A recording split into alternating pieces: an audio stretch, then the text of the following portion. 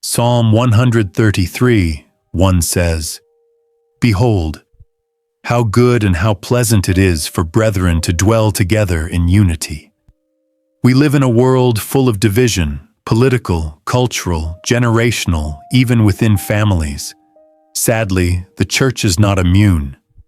Misunderstandings, differences in worship styles, doctrines, and personal preferences can easily build invisible walls between brothers and sisters in Christ. But this scripture reminds us that our strength is found in unity, not uniformity, but in spiritual oneness anchored in love. Unity in the church isn't about everyone being the same.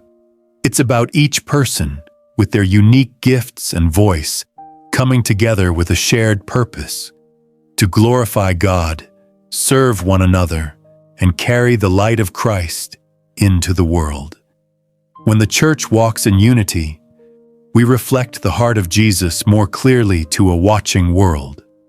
This short but powerful psalm paints a picture of divine delight when God's people live in unity. The word "behold" invites us to stop and marvel. It is both an observation and an exclamation. Unity among God's people is not just good, it is pleasant, soothing to the soul, and pleasing to the Lord.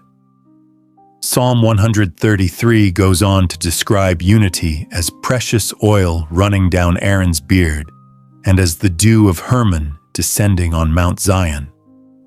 Both images speak of refreshment, blessing, and sacred anointing.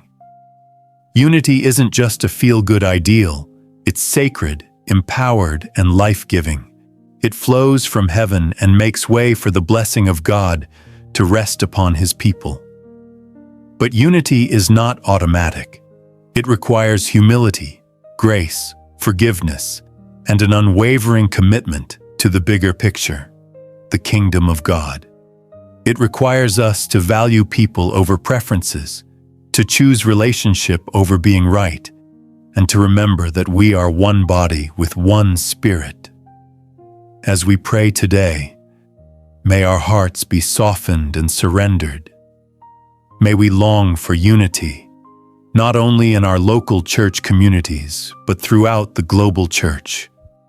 And may the love of Christ bind us together with cords that cannot be broken. If this prayer has encouraged you today, type Amen in the comments. See you tomorrow.